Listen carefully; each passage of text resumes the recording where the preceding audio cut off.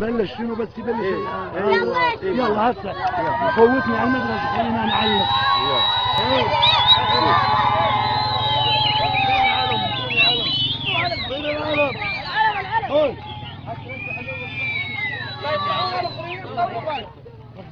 اهتف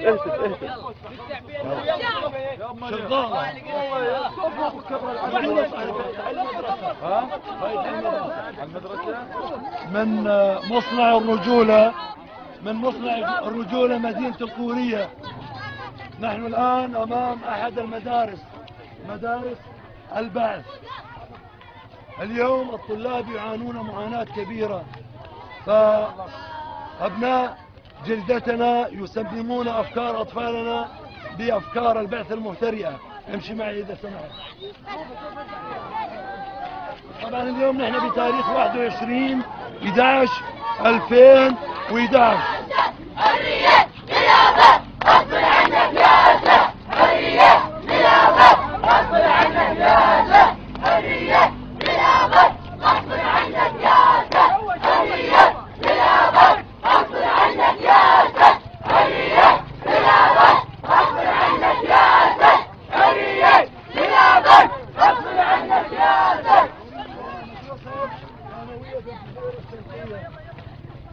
لا لكبت أفكار أطفالنا وأبنائنا.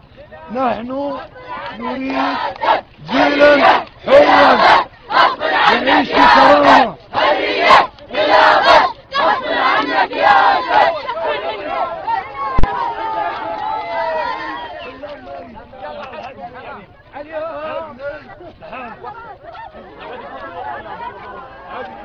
هذه مدرسة من مدارس البعث المهترئ. اليوم أطفال حمص يقتلون والنساء تنتهك أعراضها، وما زلنا ننادي بأفكار البعث إذا سمحت. فلذلك اليوم القورية مدينة مستقلة غصبا عنك يا أرنب وغصبا عن زبانيتك، وأنا تعرفني بالاسم، وجماعتك في دير الزور شبيحتك يعرفونني. تفضل يا أخي، تبا لك يا أسد.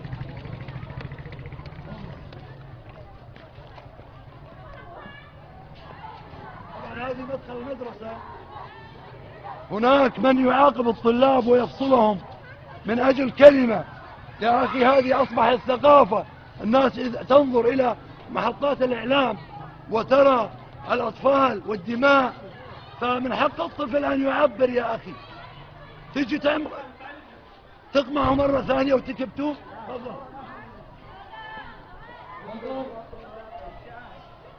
البلد بلدنا، وسوريا للشعب السوري، مو للأسد الكلب هو وأسياد إيران. ونتحداهم من مصنع الرجولة مدينة القورية.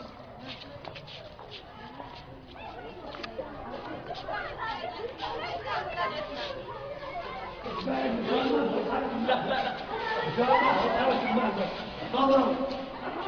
مدارسنا ستكون حرة رغم عنها. تفضل.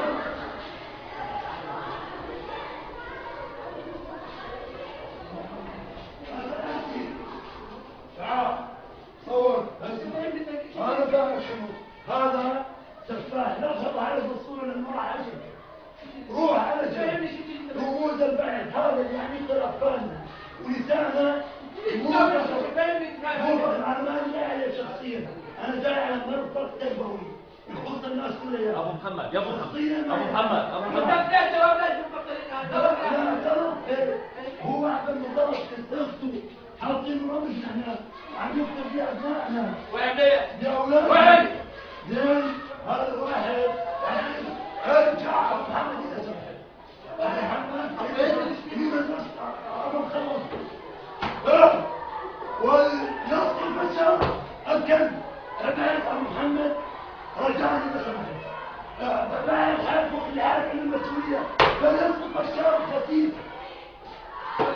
ضاغط على الحيط وكأنه يريد أن يبقى إلى الأبد على كرسي. فساد يا بشار الأسد، وتحيا سوريا حرة خالية من عصابات الأسد. فاهم يا اخي؟ لا خليها البيت. ما نتفهم. بس امه عفوا ليه ذكر لي خزيها وخطيها وكل من هيفر عليه. هيفر عليه. لماذا لا نضع هذه الآية القرآنية التي هي من قيمنا ومن إسلامنا فليخشى الأسد وتخشى هذه العقابة ونحن هنا في مدينة كوريا نتحداك يا أسد ونتحدى أعوانك وأسيادك الإيرانيين. نحن شعب حر رغبا عن كيد الكائدين. لا نقبل أن يكون السفاح رمز لأطفالنا. لا نريد أفكار بعث محترئة. هذا الحقير مسك السلطة هو وأبوه منذ 41 عاما. لنا الحق أن نأخذ أرضنا ووطننا وأن نعيش في وطن دافئ يجمعنا جميعا كافة أنماط المجتمع السوري. تعال مسألة من شخصية بينك وبين محمد. المسألة حب الاتهام اللي بدك إياه. أنا زلمة ما بخاف غير من الله. أنا ما عندي ما أنت قاعد تحترمنا. لا أنا محترمك لما أجي على بيتك أحترمك لكن أنا جاي تحترمني يا أحمد. أنا جاي على مرفق حكومي على مرفق حكومي. ماشي بيتك أناقش ماشي من عمي ده. أنت المفروض تحترمني أنا يا أحمد. أنا كشخص بحترمك وأنت عم تقوم بدورك لكن أنت بصوت الطلاب ونحن ما عم نشجعهم. لكن يا أخي استوعبوا داخل المدرسة استوعبوا شو سوي لك فيهم؟ أيوة باطل الشعب مريم باطل الشعب عليك مريم رجاء إذا سمحتوا رجاء إذا سمحتوا كرسئت يا أسد كرسئت يا أسد بس يقول لي لا روح أنت اطلع برا روح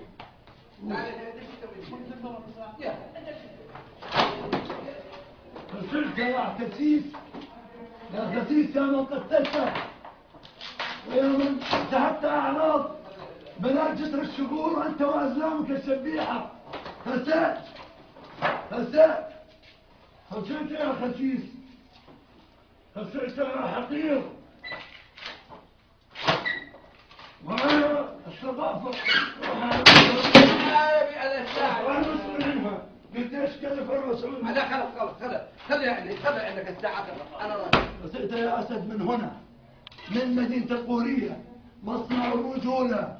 نحن لا نقبل برمز السفاح في مرافقنا الحكومية وخاصة التربوية منها. سوف يكون لنا هدف. أي مدرس يستهدف أطفالنا ويسمم أفكارهم بأفكار البعث المفترئة. بس يا أحمد كافي خلاص ممكن هذا. مو كافي لا هذا الأسقاط لأنه هذا هو اللي أسس إمبراطورية الأسد. صفت سوريا تحكم عن طريق عائلة تحكم يا أخي. نحن نظام جمهوري ونقبل بالتعددية وأتحداك يا أسد لأي مناظرة بس مو بالقوة. بها القوة وأكثر. ثبت يداك يا أسد لكن لا أمة عربية واحدة. صح ولا صح؟ هذه صح لكن ذات الرسالة شنو معنى الرسالة يا أحمد؟ لكن الرسالة الإسلام يا أحمد. الرسالة الإسلام لكن هذا خرج عن المحور العربي وأصبح تابع للمحور الصفوي الفارسي. صح شئت مو صح مو صح بس ذات الرسالة خارجة. لا أخي أنا هذا الشغل أتذكرت منه بالصورة وغير الصورة. زين أنا أتحمل أي مسؤولية ما إلك علاقة أنت ولا غيرك.